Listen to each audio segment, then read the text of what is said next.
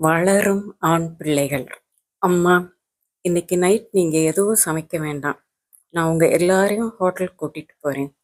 காலையில் ஆஃபீஸுக்கு கிளம்பும் முன் சரண் சொன்னது காதில் ஒலித்து கொண்டே இருந்தது தங்கம்மாவுக்கு. எவ்வளவு நாட்கள் ஆயிற்று இப்படி ஹோட்டலுக்கு போய். திருமணமான புதிதில் 2-3 முறை கணவன் கேசவனுடன் ஹோட்டலுக்கு சென்றிருக்கிறார்.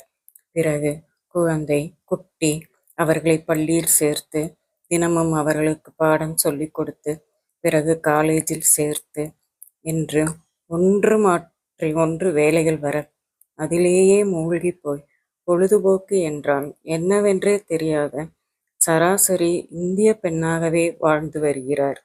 இப்போதுதான் சரண் வேலைக்கு சென்றிருக்கிறான். அவருக்கும் ஒரு வழி பிறந்தது போல் இருந்தது. காலையிலிருந்து இரவு நேரம் எப்போது வரும் என்று காத்திருந்தார் தங்கம். காலேஜுக்கு சென்றிருந்த மகள் தேவினிக்கும் ஃபோன் போட்டு சொல்லிவிட்டார். அண்ணன் இன்னைக்கு நம்மளை ஹோட்டலுக்கு கூட்டிட்டு போறாம்மா. காலேஜ் விட்டதும் நேரா வீட்டுக்கு வா என்ன?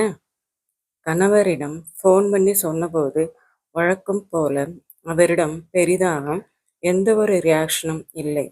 அதை பற்றி தங்கம்மாவும் கவலைப்படவில்லை. கல்யாணமான சில வருடங்கள் தான் கணவர் எதற்குமே ரியாக்ஷன் கொடுக்காமல் இருந்தது தங்கம்மாவுக்கு வருத்தமாக இருந்தது. பின்னர் பழகிவிட்டது. நாம் ஏன் இவரை கண்டுகொள்ள வேண்டும் என்ற எண்ணம் மனதில் முளைக்க ஆரம்பித்தது. அதன் பின்னர் அவர் அவரை கண்டுகொள்ளவில்லை. பெண்கள் இப்படித்தான். கணவன் மதிக்காவிட்டால் ஆரம்பத்தில் அவர்கள் அளவுக்கு அதிகமாகவே வருத்தப்படுவார்கள். பிறகு அதை அப்படியே துடைத்து போட்டுவிட்டு தங்கள் வேலையை பார்க்க ஆரம்பித்து விடுவார்கள். தங்கம்மாள் விஷயத்திலும் அதுதான் நடந்தது. எதுக்கு இப்போ பழைய கதையெல்லாம்? இன்னைக்கு நைட் ஹோட்டலில் சாப்பிட போகிறோம், ரொம்ப வருஷம் கழிச்சு. அதை சந்தோஷமாக நினைக்கணும்.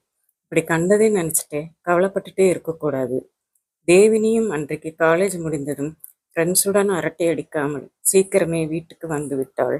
அவளும் நெடுநாட்கள் கழித்து ஹோட்டலுக்கு போக போகிறாள். நினைக்கும் போதே ரொம்ப சந்தோஷமாக இருந்தது தேவினிக்கு. கணவர் வழக்கம் போல 6 மணிக்கு வந்து விட்டார். மகனும் அன்றைக்கு விரைவிலேயே வீட்டுக்கு வந்து விட்டான். சரியாக 8:30 மணிக்கு ஹோட்டலுக்கு போகலாம் என்று கேசவனை அழைத்த போது அவர் மறுத்து விட்டார். நீங்கள்லாம் போய் சாப்பிடுங்க, எனக்கு ஹோட்டல் சாப்பாடு பிடிக்காது. தங்கம், சிம்பிளா எனக்கு ஒரு 4 தோசை சுட்டு தேங்காய் சட்னி செஞ்சு வச்சுட்டு போயிரு, நான் அதை சாப்பிட்டுக்கிறேன், சரியா? நொந்து போனார் தங்கம்மா. இன்று இரவாவது சமையலில் இருந்து விடுதலை கிடைக்கும் என்று எண்ணியிருந்தவருக்கு தான் சமைத்தே ஆக வேண்டும் என்ற நிலைக்கு தள்ளப்பட்டதை ஏற்றுக்கொள்ளவே முடியவில்லை.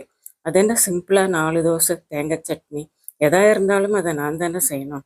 ஏன் இவர் இப்போ ஹோட்டலுக்கு கூட வந்தாதான் என்ன? எனக்கும் கொஞ்சம் ரெஸ்ட் கிடைச்ச மாதிரி இருக்கும். பார்த்தா வீம்புக்கு உட்கார்ந்துட்டு இருக்க மாதிரி தான் இருக்கு. மனதில் புழுங்கி கொண்டிருந்தாலும் அதை வெளிக்காட்டாமலே கிச்சனுக்கு போய் வேக வேகமாக 4 தோசை சுட்டு தேங்காய் சட்னி அரைத்து வைத்துவிட்டு வந்தார் தங்கம்மா. அதன் பின் அரை செகண்ட் கூட அங்கு நிற்க அவருக்கு பயமாக இருந்தது. மறுபடியும் ஏதாவது வேலை சொல்லி விடுவாரோ என்று வேக வேகமாக கேட்டை திறந்து அவர் வெளியே சென்றதும் பிள்ளைகள் அவரை பின்தொடர்ந்து சென்றார்கள். ஹோட்டலுக்குள் நுழைந்த போது தங்கம்மாவுக்கு காலையில் இருந்த உற்சாகம் கொஞ்சம் குறைந்து போய்தான் இருந்தது. ஹோட்டலில் மகன் விதவிதமாக ஆர்டர் பண்ணினான். பீஸா, பர்கர், இதையெல்லாம் அவர் கேள்விப்பட்டிருந்தாலும் சாப்பிட்டதில்லை. பிறகு crab lollipop, fried rice, noodles, ஏதேதோ வாயில் நுழையாத பெயர்களெல்லாம் சொல்லி மகன் ஆர்டர் பண்ண மகள் தேவினி மிகவும் ஆசையுடன் சாப்பிட ஆரம்பித்தாள். தங்கம் அவள் சாப்பிடவே முடியவில்லை. ஆனாலும் அதை மகனிடம் வெளிக்காட்ட ரொம்பவே தயக்கமாக இருந்தது.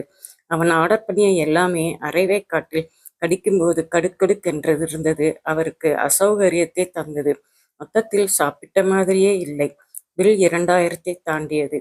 அதை அசால்ட்டாக கட்டிவிட்டு வந்தான். என்னம்மா, சாப்பாடு எப்படி? நல்லா இருந்துச்சுல்ல? ஆமாம் என்பது போல் தலையசைத்து வைத்தார் தங்கம்மா. வீட்டுக்கு வந்ததும் ஒரு டம்ளர் மோரை குடித்ததும் தான் உயிரே வந்தது போல் இருந்தது தங்கம்மாவுக்கு. பேசாமல் தானும் வீட்டிலேயே தோசை சாப்பிட்டிருக்கலாம் என்று தோன்றியது. சரண் அம்மாவையும் தங்கையையும் அடிக்கடி வெளியில் அழைத்து சென்றான். சினிமாவுக்கு அழைத்து சென்றான். அவனுக்கு எந்த சினிமா பிடிக்குமோ அந்த சினிமாவுக்கு அழைத்து சென்றான். எந்த ஹோட்டலில் சாப்பிட பிடிக்குமோ அந்த ஹோட்டலுக்கு அழைத்து சென்றான். ஒரு நாள் டூர் செல்வது என்றாலும் கூட அவனுக்கு வசதியான நேரத்தில் அழைத்து சென்றான். அவர்களும் அவனிடம் எங்களை இந்த சினிமாவுக்கு கூட்டிட்டு போ, இந்த ஹோட்டலுக்கு கூட்டிட்டு போ, இந்த இடத்துக்கு டூர் போகலாம் என்று எந்த அபிப்பிராயத்தையும் சொன்னதே இல்லை. அவனும் இவர்களிடம் எந்த ஒரு அபிப்பிராயத்தையும் கேட்டதே இல்லை. கேட்க வேண்டும் என்று தோன்றியது கூட இல்லை சரணுக்கு. தான் குடும்பத்தை மிகவும் நன்றாக பார்த்து கொள்கிறோம் என்ற சந்தோஷம், நிறைவு எல்லாம் அவனுக்கு இருந்தன. அம்மாவுக்கும் தங்கைக்கும் கூட தனி அபிப்பிராயங்கள் இருக்கும் என்ற சாதாரண புரிதல் கூட இல்லாத சாதாரண மனிதனாகத்தான் இருந்தான் சரண். விளைவு, அவன் நினைத்த நேரத்தில் நினைத்த விஷயங்களை அவனால் எளிதில் செய்ய முடிந்தது. எல்லாம் நன்றாகத்தான் போய்க் கொண்டிருந்தது சரணுக்கு திருமணம் ஆகும் வரை. அதன் பின்னர் தான் பிரச்சனைகள் ஆரம்பித்தன. அவனுக்கு நிறைய இடங்களிலிருந்து எல்லாம் பெண் வரவே விரைவிலேயே தமயந்தியுடன் திருமணத்தை முடித்து வைத்தார்கள் தங்கம்மாவும் கேசவனும். திருமணமான புதிதில் ஒரு இந்தி படத்துக்கு போகலாம் என்று சரண் அழைத்த போது தமயந்தி, எனக்கு அந்த படம் பிடிக்காது, வேற படத்துக்கு தான் போகணும் என்று மல்லுக்கு நின்றாள். இதுவரை அப்படி ஒரு எதிர்ப்பை கண்டிராத சரணால் அதை ஏற்றுக்கொள்ள முடியவில்லை. ஹோட்டலுக்கு போன போதும் சரண் வழக்கம் போல தனக்கு பிடித்ததே எல்லாம் ஆர்டர் பண்ண. உனக்கு பிடிச்சதை தானே ஆர்டர் பண்ணியிருக்கேன், அதை நீயே சாப்பிடு, எனக்கு பிடிச்சதை ஆர்டர் பண்ணி கொடு, அப்பதான் நான் சாப்பிடுவேன் என்று தமயந்தி பஞ்சாயத்து பண்ணிய போது கோபம் வந்தது சரணுக்கு. நீ ஏன் எதுக்கெடுத்தாலும் ஏட்டி போட்டியே பேசுற? எங்க அம்மாவும் தங்கச்சியும் இப்படி இல்லை தெரியுமா? அவங்களாம் எவ்வளோ பொறுப்பா இருக்காங்க. நீ ஏன் இவ்வளோ ராண்டித்தனம் பண்ணிட்டு இருக்க? அவங்க அப்படி இருந்தா நானும் அப்படி இருக்கணும்னு என்ன அவசியம் வந்துச்சு? உனக்கு பிடிச்சதை நீ சாப்பிட்ற மாதிரி எனக்கு பிடிச்சதை நான் சாப்பிட்றேன். இதுல கோவப்பட என்ன இருக்கு என்று ஆத்திரப்பட்ட தமயந்தி சாப்பிடாமலேயே கிளம்பி போனாள். அவமானமாக போய்விட்டது சரணுக்கு. இப்படி ஒரு அவமானம் அவன் வாழ்நாளிலேயே சந்தித்திராத ஒன்று. அவனால் தாங்கவே முடியவில்லை.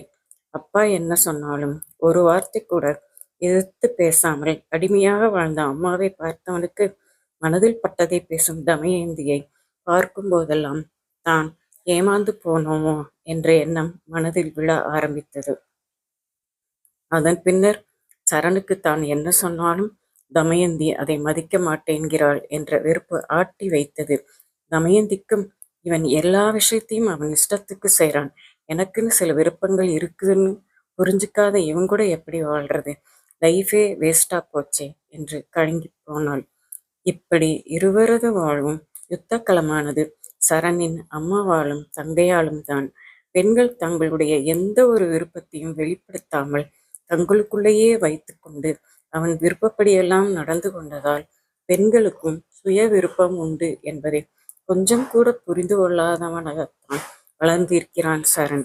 இப்போது வேறு வீட்டில் இருந்து வந்த தமயந்தி அவளுக்குரிய ஆசைகளை வெளிப்படுத்தும் போது ஏதோ அவள் திமிர் பிடித்தவள் என்ற எண்ணம்தான் அவனுக்கு வருகிறது. ஆண் பிள்ளைகளை வளர்க்கும் போது பெண்களுக்கும் ஆண்களைப் போலவே கனவுகள், கற்பனைகள், லட்சியங்கள் எல்லாம் இருக்கும். அவற்றை மதிக்க வேண்டும் என்று சொல்லிக் கொடுத்து வளர்க்க வேண்டும். அதை உணர்ந்து வளரும் ஆண் பிள்ளையனின் வாழ்க்கைத்தான் நன்றாக அமையும். இல்லை என்றால் வாழ்க்கையே யுத்தமாக மாறிவிடும்.